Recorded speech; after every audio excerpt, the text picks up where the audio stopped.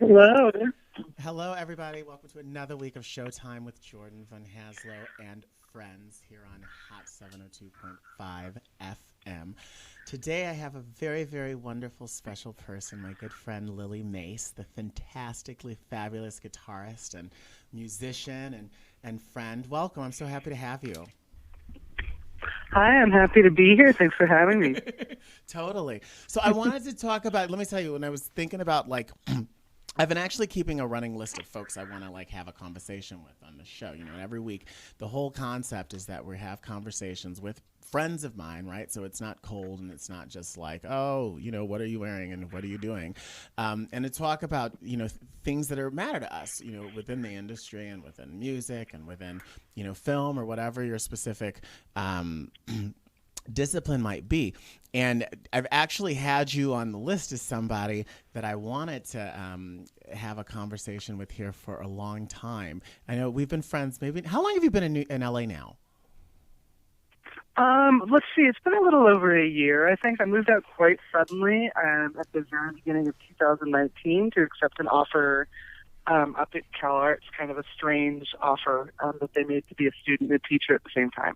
So it happened really quickly. They told me December 10th of 2018, and I was in LA, like living in LA by January 5th. It was wild.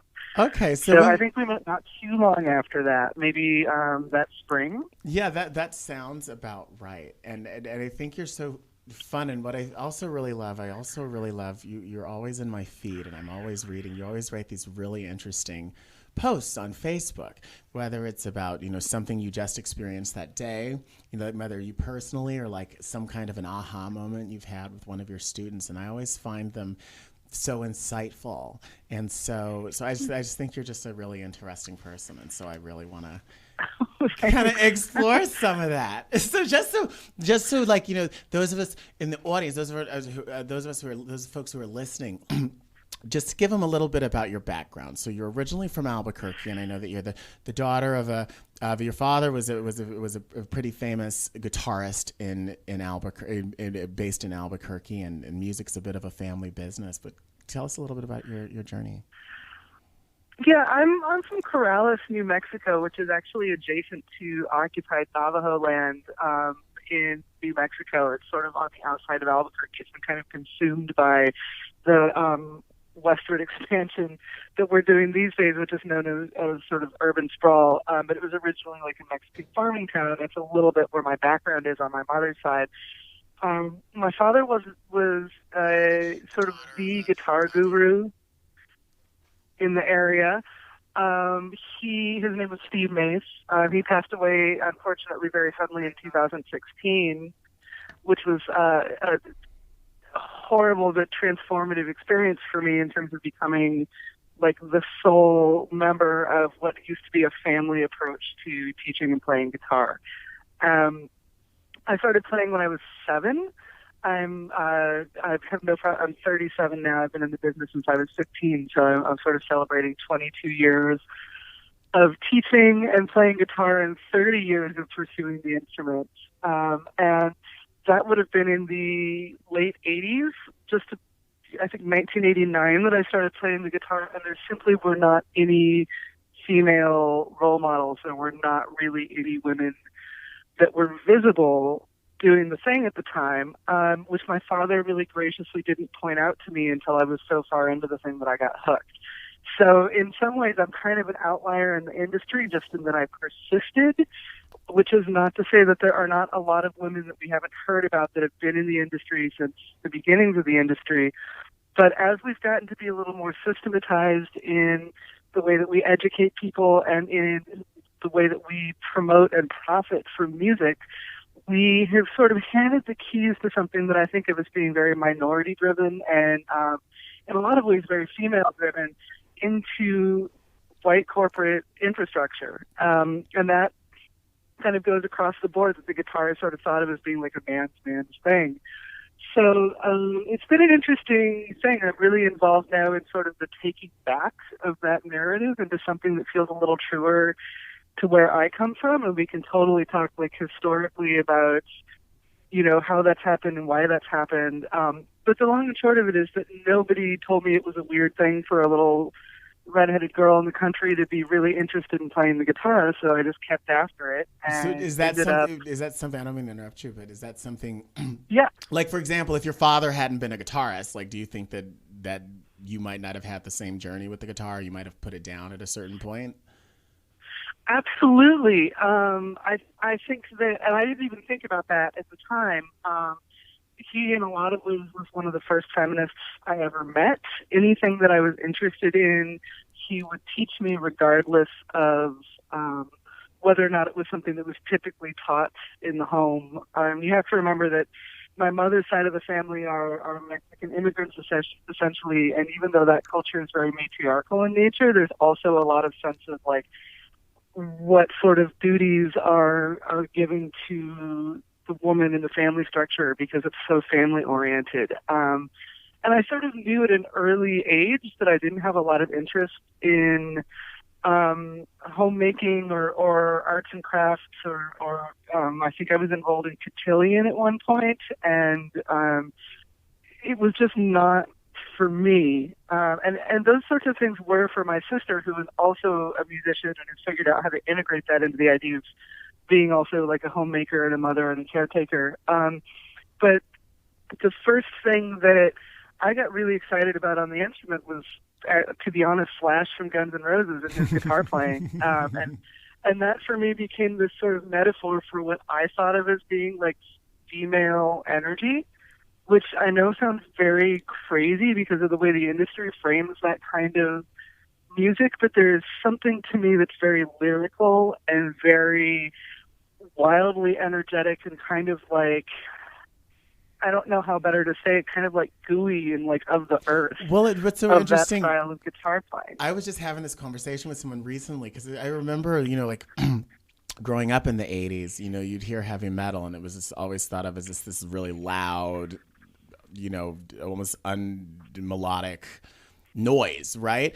But when you listen to it, I feel like listening to it now, you realize, wow, these are really just kind of like really well-crafted pop songs that just have a lot of distortion, like just like some really pretty melodies. But when you take away the marketing aesthetic of that stuff and the general dynamic range, and you start looking at like the bones of what's underneath the songs, some of the greatest songs that have come out of like my generation of songwriters have definitely come out of that area, which was marketed as being like these kind of like boneheaded party dudes. Yeah, right. But they had like, two guitar harmonies and bridges with key changes and like sometimes metric modulations and all this beautiful part writing, both instrumentally and vocally, and, songs that would have a chorus that would then come back later as a background vocal or something. Just like really, really wonderfully constructed, things that were sort of masked as being this like for the masses pop music, which I think is one of the reasons that I'm so fascinated in pop music from like a teaching standpoint and an intellectual standpoint is like, man, there's a lot of really functional information in there. Totally. So tell me this so as you were like, has teaching and performing always come hand in hand to you, or was there like a point where you're like, oh, you know what? I really, just discovered that I really dig kind of imparting the knowledge that I have to others, or was it something that you kind of always did side by side from the moment that you began? It's been a side-by-side thing for me. As a family, we have sort of, and it's kind of fallen to me to figure out sort of what these core values are, especially now that I'm part of like an educational institution, which, to be honest, I never thought I would be a part of, because music education is so codified in this like very European classical way, and there's not a lot of room for the guitar and the way people learn the guitar in this system. Mm-hmm.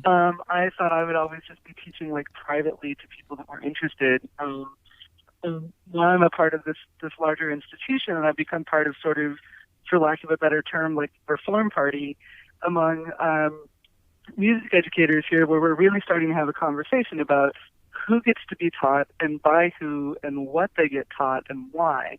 And the guitar is like a really interesting breeding ground for those ideas because it's really a learn by doing instrument. Mm-hmm. Like you have to just put your fingers on it and you learn to play by making sounds, and then I think that you learn to teach by playing in some way. Like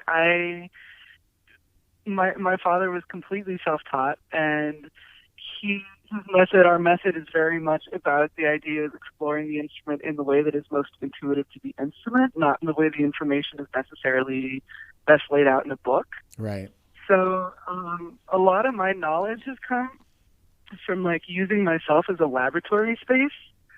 Like if there's a thing that I want to be able to teach or that I want to be able to do, I have to go out and get that knowledge. Like, it's not going to come to me. We don't really have that kind of an educational, like, pedagogical support for the guitar. Mm-hmm.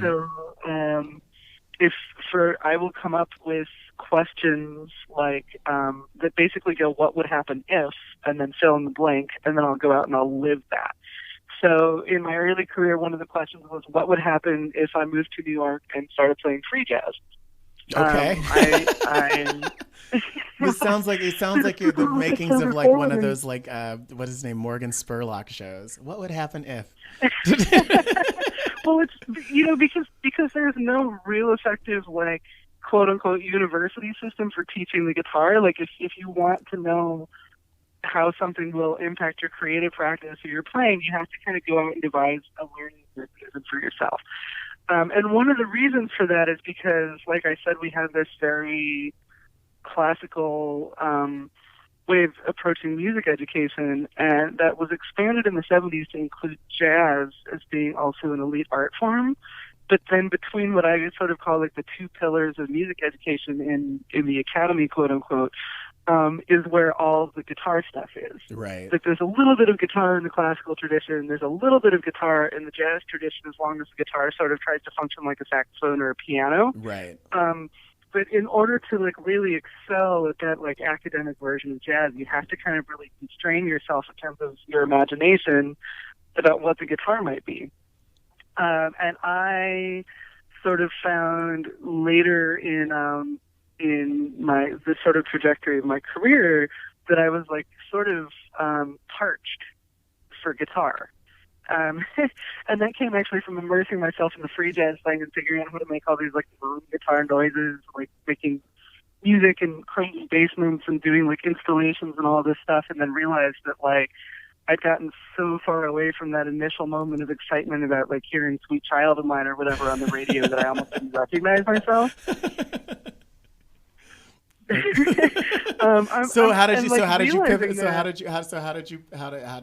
from that? Like once you realized, wait a second, no joke, I put together an all-female. Well, a couple of things happened.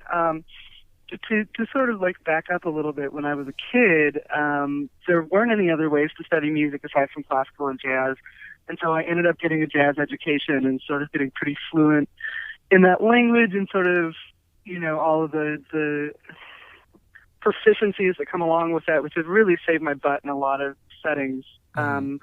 And they've kept me from having to go out and get a job basically my entire life, which has been amazing.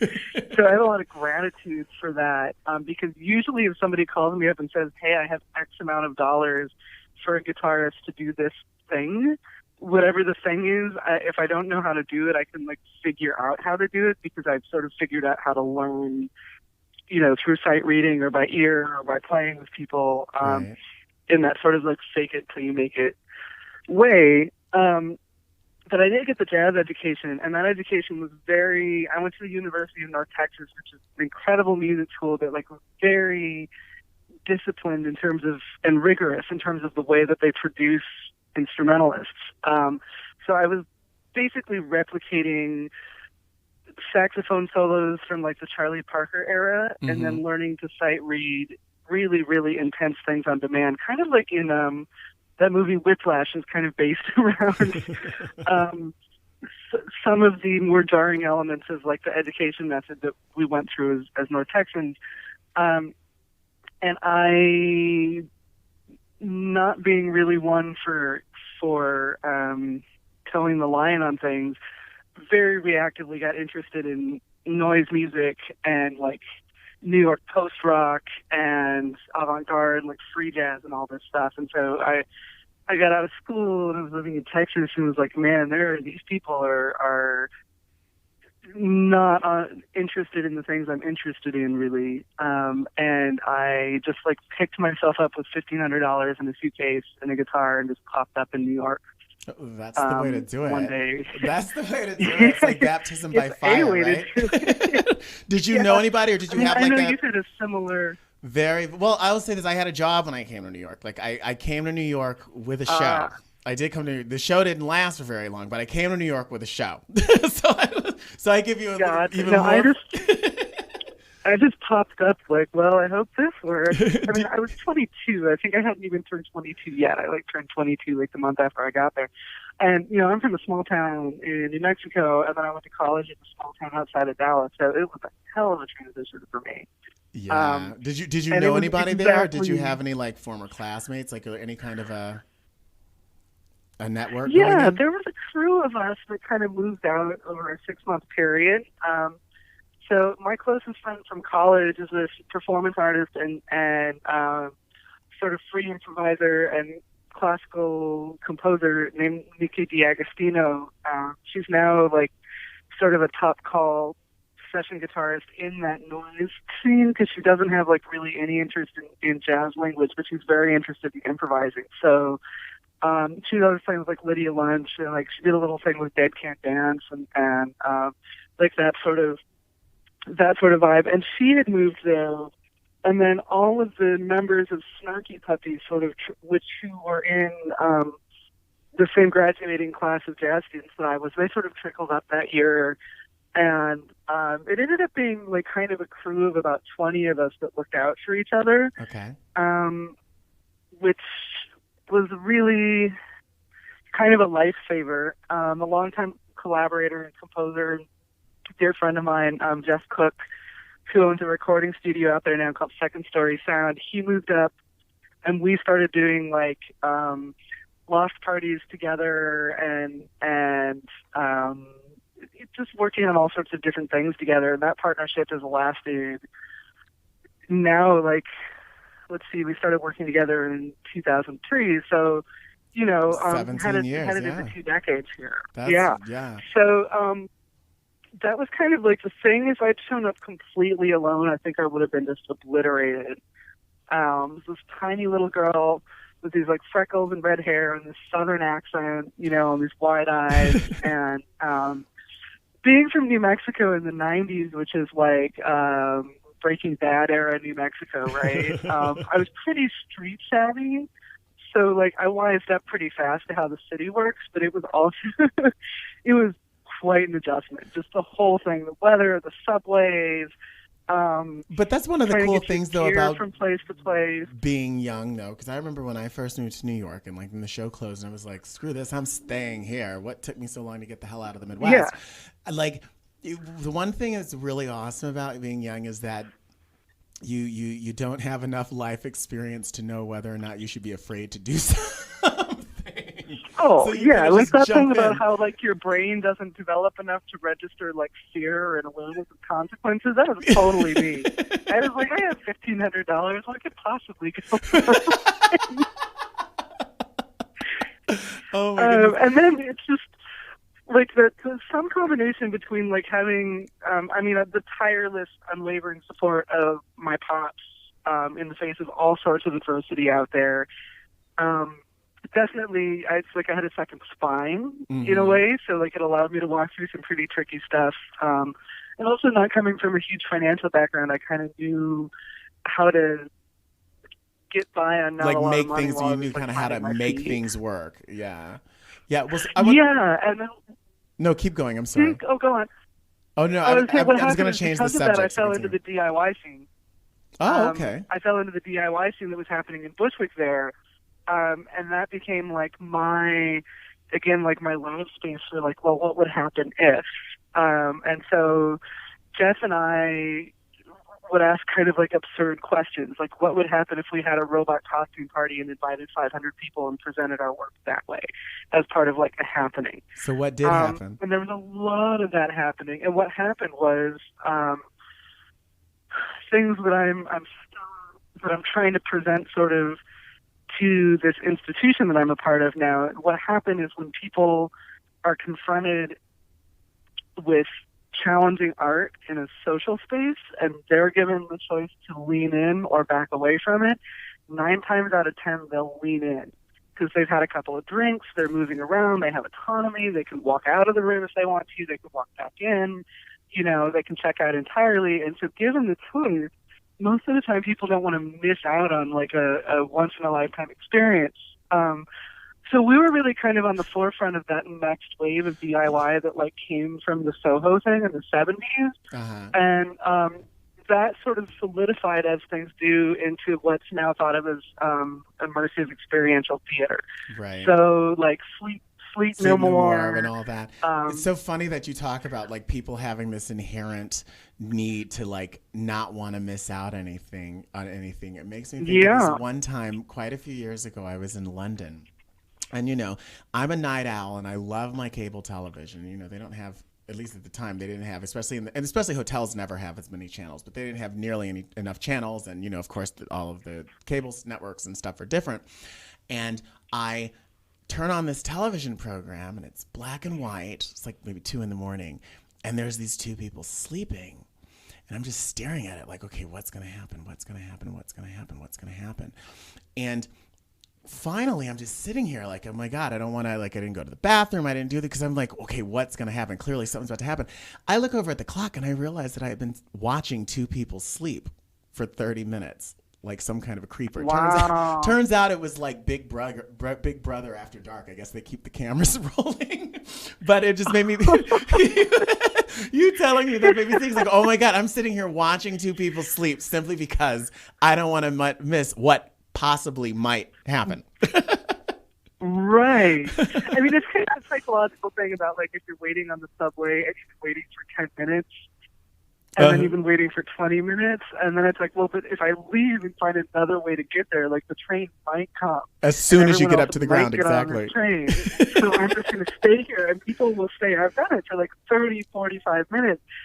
One of my biggest like growing moments as an artist and a teacher and as a person was learning to cut and run. Right? Mm-hmm. Be like, you know what? I've been waiting for 4 minutes for this train. I'm just going to get my ass in a cab. Totally. Well, so I want to go. Yeah. I want to go back because so we were initially we were talking about you saying, okay, I'm moving to New York and I'm going to learn how to play free jazz, and then realizing, wait, I've fallen down this jazz rabbit hole and I'm not really enjoying it. And I said, so how did you pivot? And you said you started a band. Yeah, well, there were a couple of reasons that I pivoted. And one of the reasons sort of became obvious to me upon reflection. And the reason is that there were no women. And I didn't realize how categorically unsafe I was as a person and also how incredibly edited my own work got as the only woman in the space.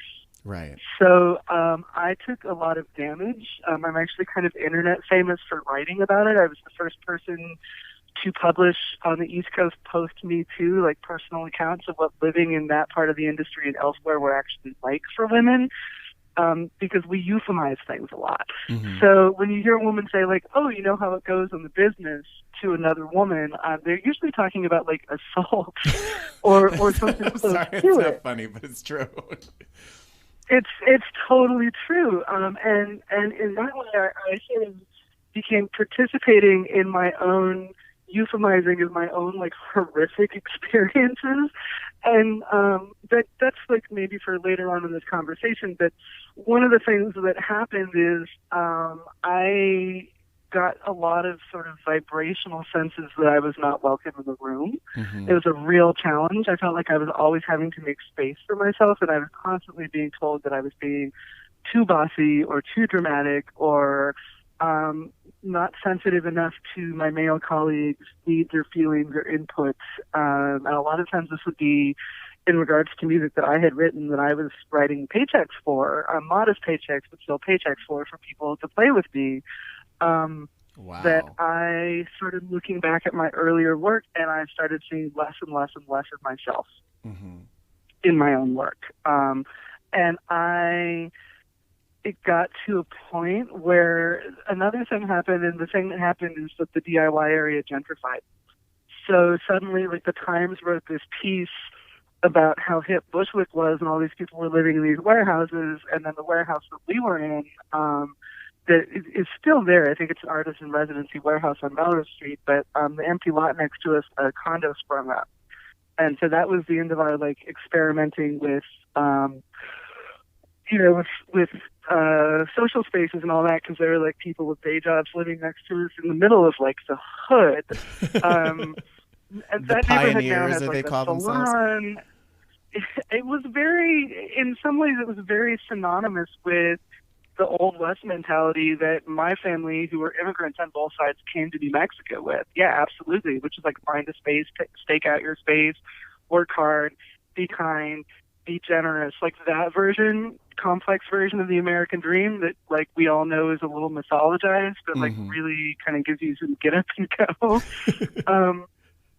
It was, like, very synonymous with that. And then the next thing that happened was that we created this fertile land, essentially, that was like, we'd driven, just through sheer force of numbers of artists, we'd driven a lot of the more hostile forces out in terms of, like, drug and gang issues, and the city started, like, repairing the subway and all the things that happened in Soho, essentially.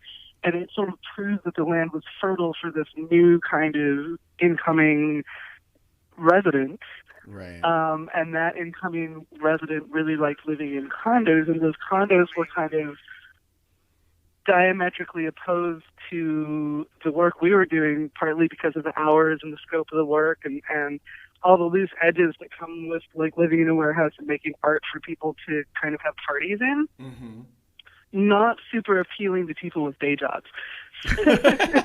So it became, for some reason, and now as a person with a job, I totally now get you it. get it. You're like, isn't it funny how that switch happens, right? Like, from like being young and like, yeah, and let's do this and let's do it all night, to like, hold on, it's like 10. It's but also, like, I know better. So I moved into an apartment complex in LA that's like I didn't move into somebody else's warehouse district. No, this is true. So we had, like, folks coming down, like, in venues that had, like, licenses to play music. We had folks coming downstairs to, like, small, not very loud, like, jazz or experimental music concerts, coming downstairs through the fire escape from their apartments and unplugging people's amps. Oh my gosh. People are like that, though. Yeah, it really felt like a hostile takeover. It was really just a shift in values, and it happened very quickly. But that ends up happening. You always wonder about people who move into places like that. Because I remember that happened, like, in, like, Chelsea, and, like, remember when there used to be all the Roxy used to be there, and the Park used to be there. And I feel like that was one of the issues that, like, the Roxy kept having, was that all of a sudden they kept building all of these, condos, and then all of a sudden they kept getting a lot of noise violations. And it's so funny, because you think, okay, well, why would you want to live next door to a nightclub? I wouldn't want to live next door to a nightclub. But I imagine a person who buys something to live next door to a nightclub are doing it because they think it's kind of, like, cool. Like, yeah, I live next to the Roxy. But yeah, it really felt like being occupied by people that wanted your cachet, but didn't want to be inconvenienced by the process of anyone actually making any art. Right. But they wanted, like, the style and the cred, and they wanted to, like, look like the people that they saw in the, like, spreads on, like, Vice magazine or whatever, which was us.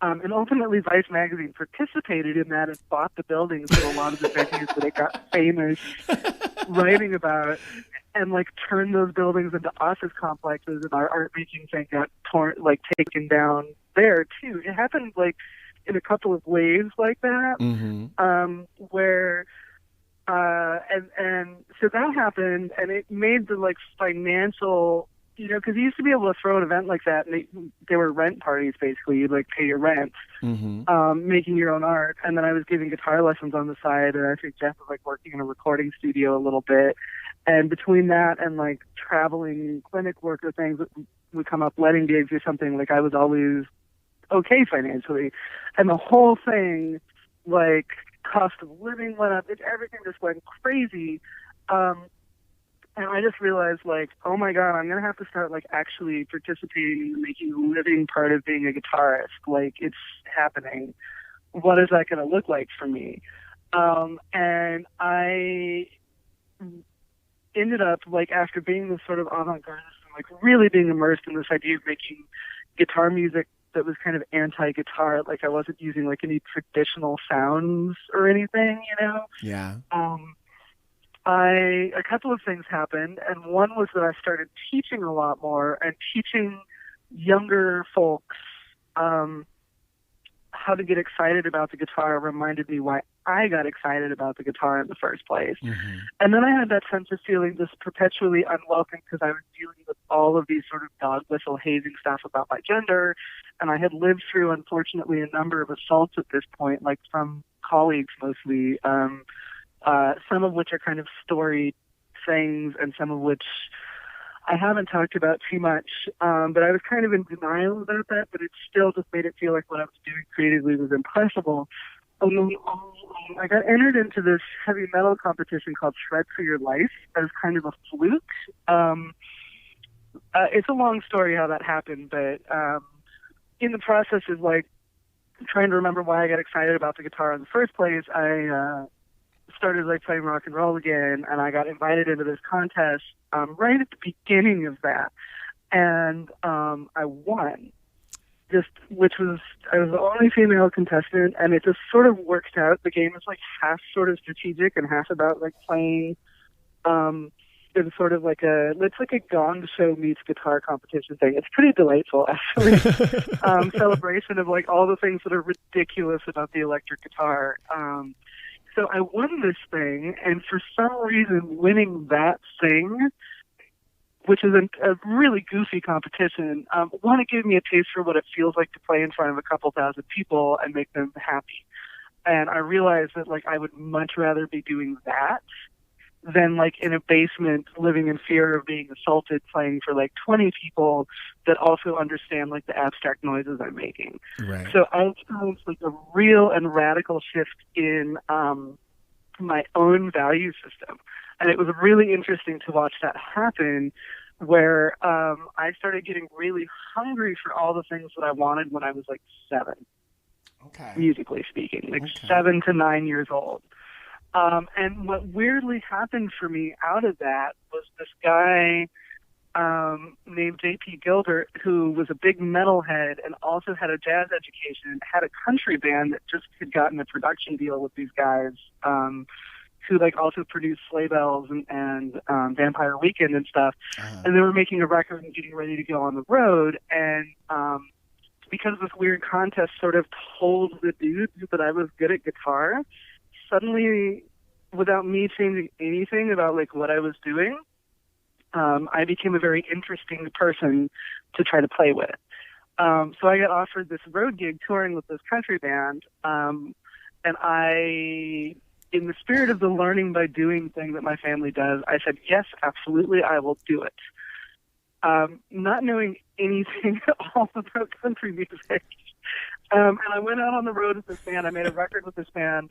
I went out on the road with them, and it was a real trial by fire thing. And I realized that, like, I'm so in love with the guitar as an instrument that I am more interested in seeing how it fits in different, like, dialects of guitar playing than I am in any specific kind of making music. So, yeah. And that way it kind of came full circle back around to the way my dad taught.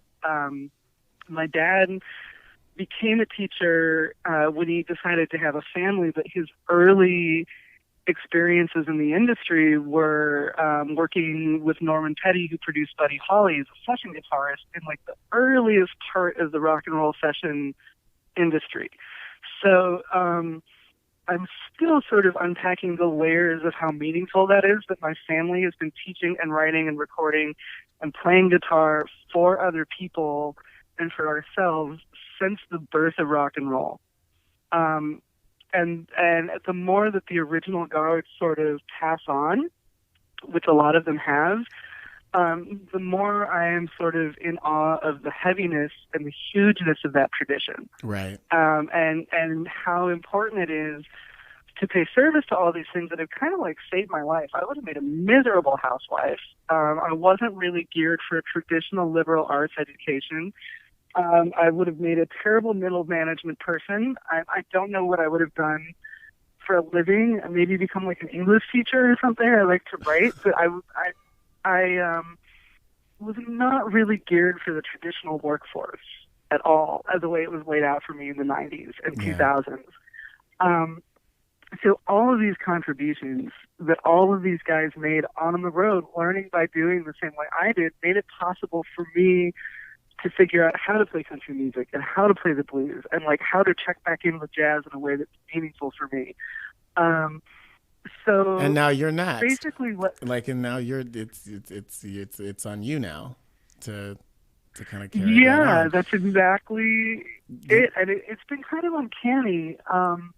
Well, I think it's a weird. I think it's a weird thing to kind of realize, like, oh my God, I'm not, the 22-year-old kid in the room anymore. Oh my goodness, I'm responsible for the 22-year-old kid in the room. Yeah, I mean, to be honest, I thought I had another decade or so with my dad before the torch was passed, and he died very suddenly of like basically nothing. Oh wow. He just checked out one day and like it was news to all of us. I think to him, most of all, he like just bought a new car and a new TV, and we just put out a method book together called Music Theory You Could Use. We were writing a second one, and all of a sudden I inherited like our entire intellectual property, and that was a big transition for me from being like the understudy to being the archivist to then being the person that has to move all of that forward into whatever comes next.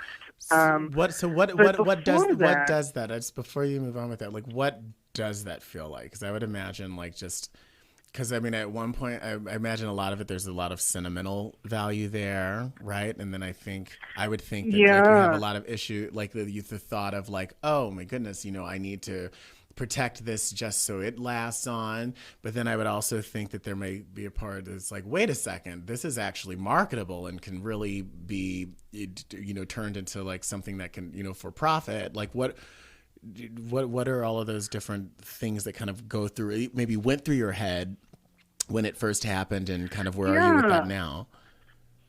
To be honest, I'm still having a conversation with myself and with the industry about that. The real world thing that happened to me is like what was I? I was 32, 33. I just turned 33, maybe 34. So not that long ago. It was just a few years ago. That I suddenly was responsible for an estate. And in the process of becoming responsible for an estate, which was mostly intellectual property and unfinished projects, by the way. So it was like archival work and finishing work. I also ceased functioning as a human being because I had just lost my dad, my business partner, my teacher, and my best friend. Just like he was a wonderful person. Anyone that had the chance to study with him, I've been on the receiving end of like many, many stories of people that have basically said like, your dad came into my life at a point in time that kind of saved my life. And that was like his legacy as a teacher, was his ability to empathize with people to the point where like he was able to give them back meaning to things just through the guitar. It was an incredible thing. So that happened, and let's see, he died October 2016. Okay.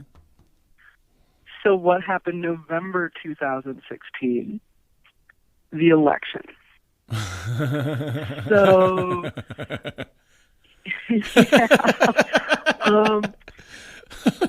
exactly. So if you want to talk about like what it was like that 2 months from October 1st to December 1st, 2016, where the whole country changed, like it was like a series of concentric circles of feeling like the world was ending. You imagine, like, did I just like walk into the Twilight Zone? Just in everything, I can only imagine. Man, it was so crazy. I ended up, I was working as a DJ between tours in the West Village. I ended up getting beat up by right-wing nationalists while I was working. In the West Village? The weekend before the election. Yeah, like within a stone's throw from the Stonewall. Oh my God. Yeah, it was really, basically for looking liberal.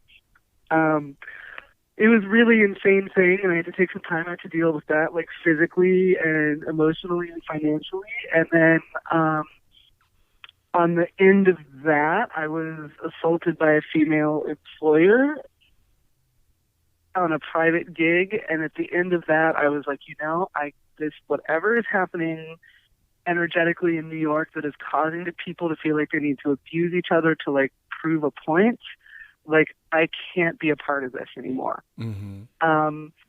So I left. I basically made the decision because, the whole question is like, okay, when you lose a parent, do you drop everything and kind of like obsess over what their life was about?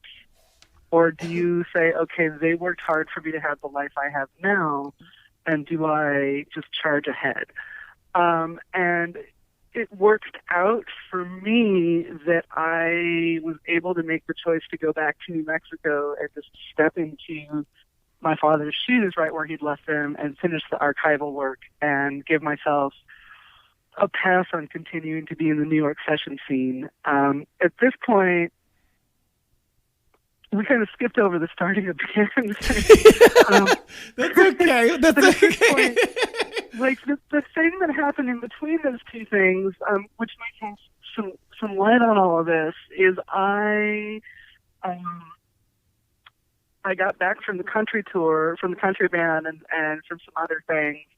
And tokenization started happening in the industry in which, like, okay, we're going to start letting female performers through, but only in these, like, very self-exploitive ways. And there's this, like, thing that I'm still in conversation with. Well, lots of girls with guitars, women who rock sort of talk, but the thing that happened weirdly as a way of transcending that, but then turned into this like weird feedback loop, were all female tribute bands. Mm-hmm. So there's like the famous one, Led Zeppelin, and then there were a few others. There were like quite a few for a while. There was a Motley Crue tribute called Girls, Girls, Girls. There were a couple others. There was like a cover band called the Dandelions. There's a Guns N' Roses tribute called Guns N' Hoses, and they were all very like in this very, I got asked to audition for a couple of these bands, and I was really appalled by the low level of playing. And I had one woman in particular suggest to me that what she did by like learning to, just picking up a bass and then 2 months later being on stage was somehow more morally pure and to be congratulated, that like I should feel bad about my music degree essentially. Oh, wow. I wonder, like, what's funny is that you wonder what she's doing now. She's probably not still playing the bass on any stage. I don't know. She had this, well, it was always like a side gig for her. And it was like, it was the first time I became really aware of the fact that there's this huge intellectual bias between different kinds of music that causes people to actively resent or be afraid of or be suspicious of or dislike each other.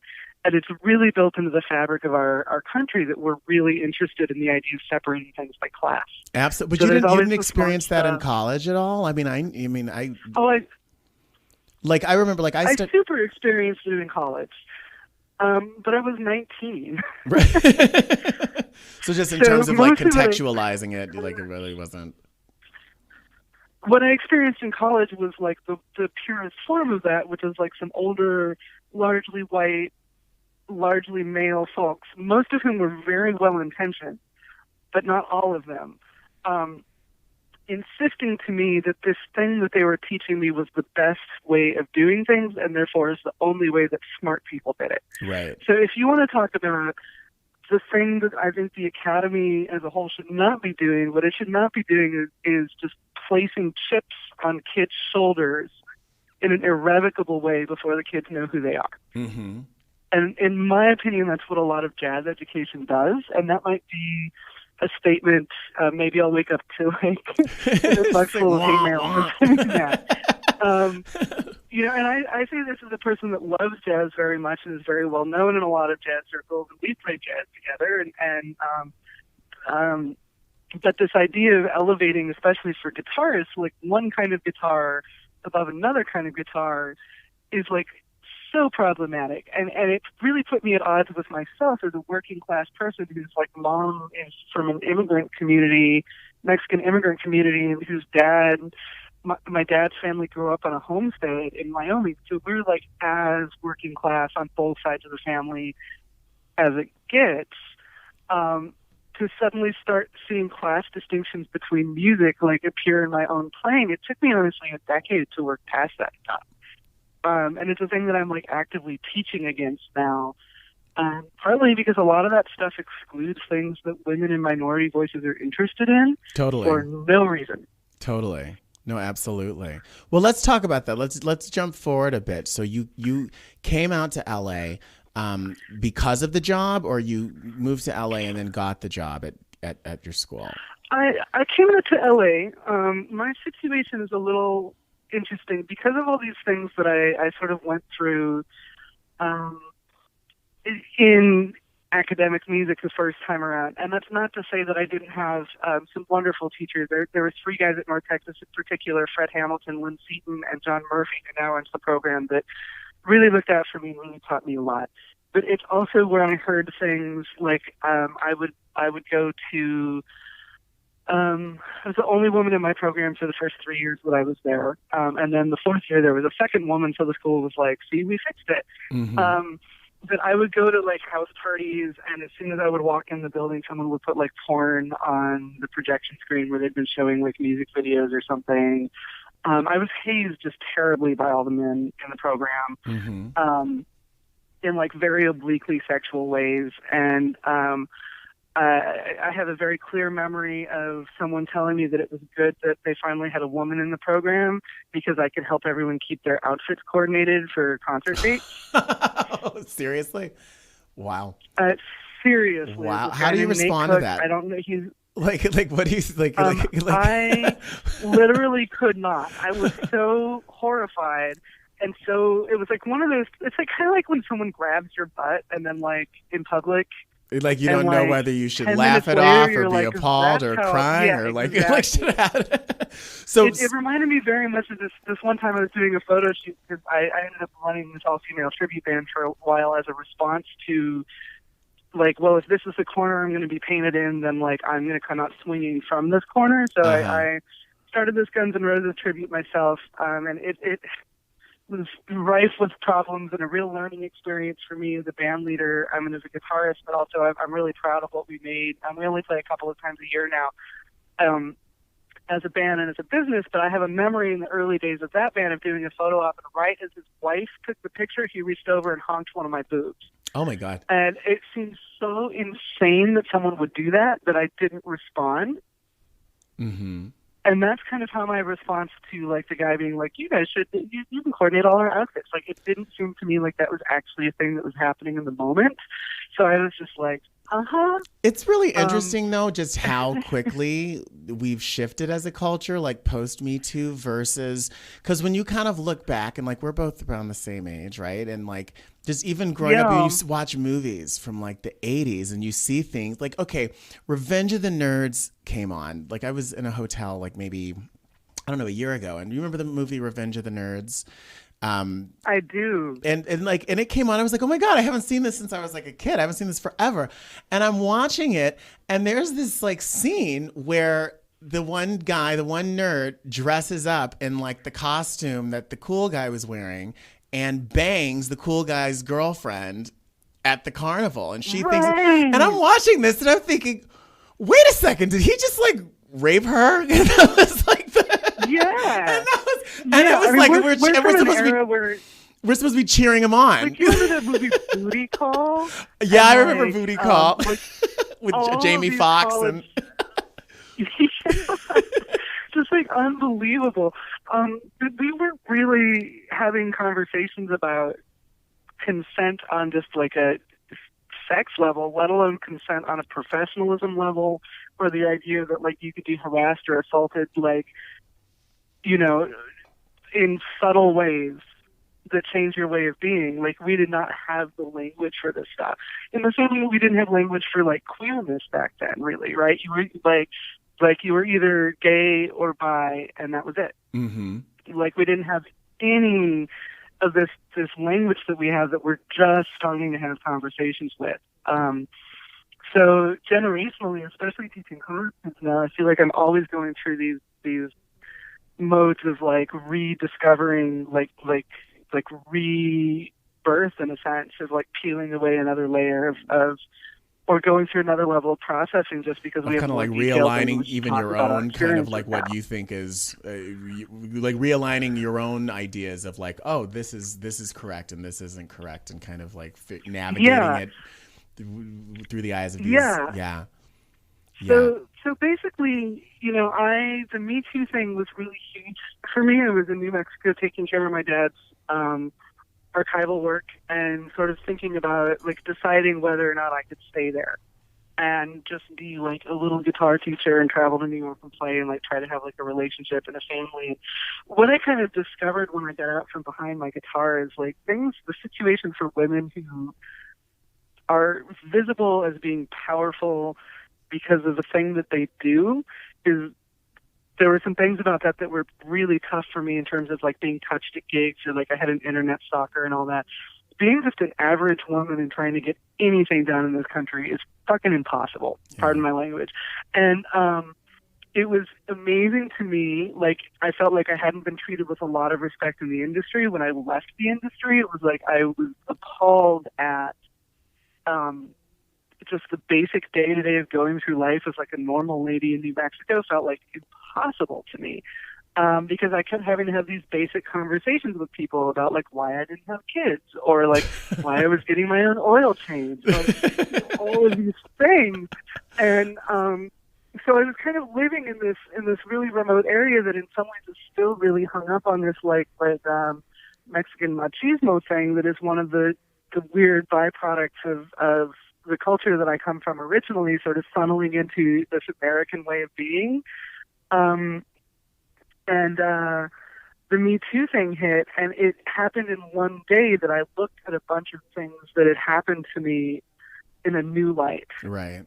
Like, and I went back and I actually like relived in this reframing of people telling their stories and looking at sort of the coercion aspect of the Weinstein thing. That I went back and looked at a bunch of things and realized that I had not consented to them. And one of those things included an attempted assault from a former teacher at North Texas. Oh, wow. One of those things was an assault by a colleague while I was at a jazz workshop, a very famous jazz workshop that was covered up by the head of that workshop. It clarified for me, like, oh, this is why I stopped composing and started playing in tribute bands and country bands, because I literally kept getting raped. Wow. Because that's what was happening to me. Wow. Yeah. Wow. It was. Wow. It was an incredible, horrible day. Maybe even more bizarre by the fact that the person I was dating at the time couldn't handle it emotionally and just found himself busy. I was like, can you come like help me through this? And he was like, it's kind of a drive for me. I'll be at home. Wow. Goodbye. Yeah, that's basically how that went. That's crazy. So listen, I want to. It was super crazy. This is. I wish we had hours and hours and hours to chat, because there's so much more I want to ask you, but we only have a few minutes later, and I want to talk about sweet. What'd you say? Yeah, let's put this up. Let's talk about. So long story short, I got invited back. I wrote a thing. The thing is called Playing Well Female. It was the first thing on the East Coast to get published about what it was like being in the music industry. There are other things that were published that were like higher level, as far as like the publications. But like Oprah called me. I ended up like talking to rape crisis centers all over the country, which I'm not qualified to do. But then a lot of people sort of reached out and brought me back to the industry, and that's how I ended up. I ended up actually going and teaching at the workshop where I was assaulted, which is powerful. And it made me realize how much the erasure of women from music was continuing to erase women in music in a way that was continuing and is still continuing them to put them in harm's way today. So one of the things that I'm doing at this school is really trying to bear witness to the imbalance and to create a new space as a teacher so that students can come in and take that space without even realizing that there needed to be a space made for them. It's exhausting. And in the middle of doing that, one thing that's happened for me here is I've gotten to be a part of an opera that's about that thing on a national level. It's called Fleetland. It's produced by the industry, and it's actually partly composed by someone whose family home is about 2 blocks south of my family home in Corrales. So that's been amazing for me to be a part of in LA to be a part of a piece of art about the land that we're from. And it's an opera, and it's sung almost entirely by people of color. The orchestra is almost entirely women and people of color. It's really incredible thing to be a part of, and it's staged in the Los Angeles downtown historic park. Oh, cool. It's very challenging musically, and spatially, it's like super challenging. You have to go in the cold at night to this park and like walk around, and like the stage doesn't come to you. You have to go to it. But it's been an incredible thing to get to be a part of, and it's really felt like one of those right place, right time where like I've had to peel away so much erasure within myself and my own story to understand on any tiny level the hugeness of what's happened to entire swaths of people in this country, including my own people who are being, you know, kept in cages at the border right now or ejected from this country's story, not to mention everything that's happened to Black communities here and to Native communities here. So to be a part of a piece of work that just looks at that without even like trying to send a message aside from like, this is how complex our story is right now. Yeah. How long does it run? It runs through the end of March. Okay. I think it closes on the 22nd. They haven't announced the extension yet. It's a little pricey. It's $75 a night.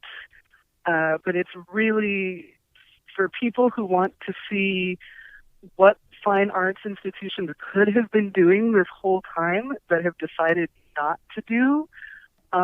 This is a really wonderful statement of purpose, I think, in terms of saying, you know, if we just choose to tell different stories by different people with these same institutions, people like institutional devices, people will come and they'll participate. Yeah.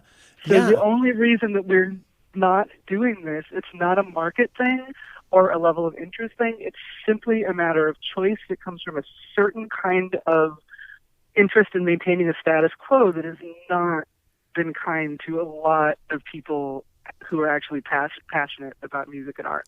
Totally. Well, I'm going to try to catch it before you close. And with that, my dear Lily, we are out of time. God, it goes by so fast. I know. It goes by really fast when you're having fun. But thank you for joining me today. I think you're so... Yeah, thanks for asking. I'm glad it worked out that I had the hour to spare. And I appreciate your interest in the sort of bigger picture of what I do and why I've come to be doing it the way I do. Absolutely. I absolutely do. And I'm going to give you a buzz so we can get together and kind of keep on talking about that project that we've been talking about it. And I want to thank all of our... We need to make some more music together. Absolutely. Absolutely. Hopefully we'll be able to announce something really, really soon. And I want to thank all of it would be great. Our listeners as well. Thank you all. We'll see you back here next Monday at 5. Bye-bye. Fabulous. Bye.